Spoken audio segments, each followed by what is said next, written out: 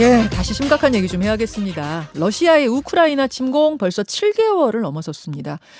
이 전쟁이 이렇게까지 길어질 거라고 생각한 사람은 많지 않았어요. 그런데 우크라이나의 저항은 생각보다 더 강했고 결국 수세에 몰린 러시아 푸틴 대통령은 예비군 동원령을 발령하기에 이르렀습니다. 전국 38개 도시에서 지금 반대 집회가 열리고 있다는데요. 잠깐 화면을 좀 보실까요? 유튜브와 레인보우로 그 현장 보여드릴게요. 자, 이 전쟁은 틀렸다, 틀렸다 이런 구호를 외치고 있는 남성이 있고 경찰이 양팔 다리를 모두 잡고 끌고 갑니다. 이런 시위로 체포된 사람이 지금 1,300명을 넘어섰다고 합니다. 아주 강력한 반발이죠. 예. 그동안 동원령은 없을 거라면서 전쟁이 아닌 특별 군사작전이다 이렇게 칭해왔던 러시아가 지금 진짜 전쟁을 선포하고 저렇게 예비군을 동원해서 전쟁에 끌어들이려고 하고 있는 겁니다. 심지어 핵무기 카드까지 만지작거리고 있어요. 뭐 전 세계가 긴장할 수밖에 없는 상황. 전문가와 함께 짚어보죠. 서울대학교 정치외교학부 신범식 교수 연결이 되어 있습니다. 신 교수님 나와 계십니까? 네, 안녕하세요. 예, 지금 뭐 영상으로 잠깐 봤는데 이 영상만 봐도 얼마나 격렬하게 이 러시아 국민들이 반발하고 있는가 알 수 있어요. 어느 정도 분위기입니까? 네, 사실은 우크라이나군의 그 반격으로 그동안 러시아가 좀 우세를 한동안 보이던 동부전선에서 예. 이제 변화가 생기기 시작한 게 이제 8월 말 정도부터 같습니다. 그러니까 그때 이제 그 헤르손 반격이 크게 성과는 못 거뒀지만 이번에 이제 그 하리코프 지역에서 큰 이제 전과를 거두면서 이제 우크라이나가 굉장히 기세를 올리고 있잖아요. 그렇죠. 그러니까 이런 변화의 상황에서 러시아가 이제 그동안 특수군사작전 프레임이라는 것을 이제 일정 정도 변경을 하는 부분 동원령을 선포한 것이고 이 부분에 대해서 서방은 러시아가 전쟁의 강도를 높인다고 비난하고 있고 네. 그동안 그 특수군사작전 프레임워크 속에서는 사실은 러시아 국민들이 실질적으로 느끼던 이 부담은 상대적으로 적었었는데 이제 그 실질적으로 자기의 아버지, 아들, 삼촌이 이제 나가서 이제 희생을 해야 하는 그런 상황이 되니까 네. 국내적으로 막 여론이 매우 들끓고 있는 그런 상황으로 볼 수 있겠습니다. 들끓고 있는 상황. 그래서 팔 부러뜨려서 동원 안 되는 방법, 또 해외로 나가는 방법 여러 가지 방법들이 온라인상에 떠돌고 있을 정도라면서요. 네. 이런 부분은 일단은 이제 초기에 나타나는 이런 현상들을 조금 차분하게 지켜보면서 네. 러시아 국민들 전반적으로 이 새로운 전쟁 강도를 높이는 데 대한 이 여론이 어느 정도 수준에서 이 균형을 잡을 것인가에 대해서는 조금 관찰해 볼 필요가 있지만 어쨌든 이게 이제 그동안 생각하던 그 특수군사 작전이 아니라 이제 전쟁으로 가는구나 하는 이 두려움과 이 동요는 분명하게 보이는 것이 사실입니다. 아니, 우리가 볼 때는 이미 전쟁이었고 또 우크라이나는 이미 자국 내에서 전쟁을 치르고 있었는데 지금까지도 러시아인들은 사실상 전쟁이라는 생각을 그리 많이 안 했다는 얘기예요. 그것도 신기하네요. 네. 그러니까 사실은 우리가 이 특수군사작전이라는 용어를 이제 러시아가 사용하는 용례에 대해서 예. 이제 좀 이렇게 심각하게 받아들이지는 않았었는데 사실은 러시아가 이 특수군사작전이라는 것은 러시아 군이 물론 들어가지만 돈바스 지역의 민병대와 그리고 또 이제 그 직업군들 이런 것들을 중심으로 해서 굉장히 제한적으로 효율적으로 이렇게 전쟁을 수행한다는 첫 번째 특징이 있고요. 네. 그다음에 이제 두 번째 특징이 뭔가 하면은 네. 전쟁을 총력전과는 달리 그렇죠. 이 주민들을 가급적이면 이렇게 많이 희생시키지 않고 주요 기반 시설도 크게 이 훼손하지 않는 범위 내에서 되게 좀 조심스럽게 하는 전쟁의 성격이 있었습니다. 네. 근데 이제 이게 그런 의미에서는 특수군사작전이라는 것은 그 자체에 굉장히 독특한 전쟁 수행의 교리와 방식이 있는 거였는데 예. 지금 상황에서 러시아가 이제 수세로 몰리면서 예. 그런 식으로 조심스럽게 점잖게 전쟁하는 것을 이제 포기하고 조금 더 강도를 높이겠다라고 하는 의지를 천명한 거죠. 점잖게 전쟁하는 건 이제 포기해버렸다라고 할 정도로 교수님 보시기에 진짜로 상황이 지금 러시아가 우크라이나한테 밀리고 있어요? 어떤 상황이에요? 객관적으로 보시기에? 그러니까 이제 긴 7개월이나 된 긴 전쟁을 짧게 말씀드리기 쉽지 않지만 네. 아시는 것처럼 1단계 키이우에 들어갔던 전쟁은 확실하게 우크라이나가 잘 방어하고 러시아의 오판으로 실패한 게 확실하잖아요. 예. 근데 이제 뭐 한 달여 만에 2단계 작전으로 바뀌어서 동부 돈바스 그다음에 이제 크림까지 연결하는 이 동부 지역 한 5분의 1 정도를 점령하게 되기까지 마리우폴에서의 어떤 러시아의 승리를 거둔 이후에 굉장히 뭐 러시아가 우세한 상황을 연출하고 있었어요. 네. 그런데 문제는 러시아가 동원하고 있는 이 20만 정도의 병력이 네. 우크라이나 한 25만 정규군에 45만 징집병까지 하면 70만이랑 싸우기에는 되게 쉽지 않고 전선이 1000km 이상 되는 이 전선을 그 20만 가지고 효과적으로 방어하고 이제 이런 것이 쉽지 않았던 거예요. 그래서 군부에서는 이 부분에 대해서 문제를 제기하면서 병력을 증원해야 되고 그러려면 동원령이 필요하다라는 의견을 계속 푸틴 대통령에게 건의를 하고 압박을 했었는데 푸틴 대통령은 이 특수군사 작전이라는 틀을 포기하고 싶지 않았던 것 같아요. 그거 왜 그렇습니까?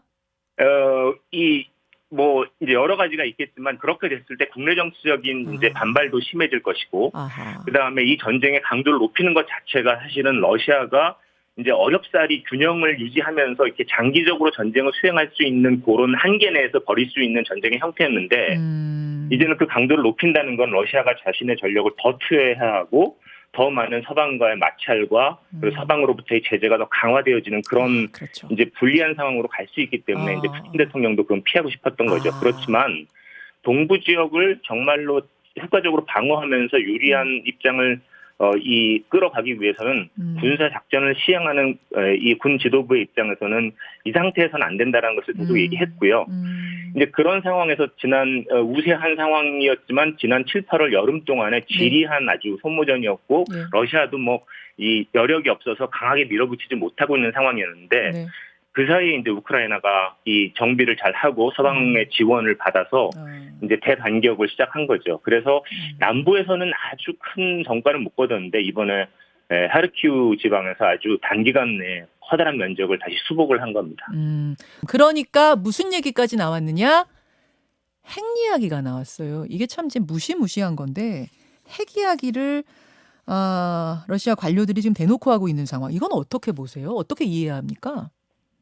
사실은 제가 지난번에도 잠깐 말씀드린 적이 있지만 1단계 작전 시에도 핵 준비 태세를 높였습니다. 러시아가. 근데 이제 이때는 서방이 너희 깊이 개입하지 말아라라고 하는 사인이라고 말씀드린 적이 있는데요.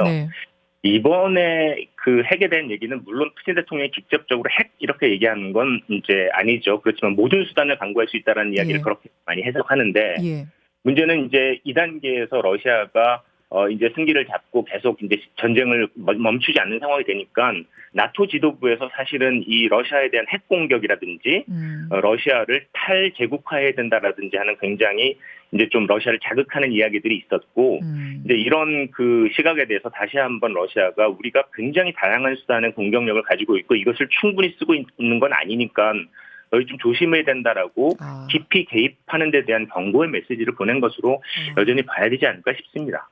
서방 자꾸 우리 압박하지 마, 개입하지 마 이런 경고 메시지로 핵 버튼 이야기를 하는 것이다. 그러면 진짜로 뭐 핵 버튼 누르는 거 아니야? 이런 걱정까지는 아직은 기웁니까?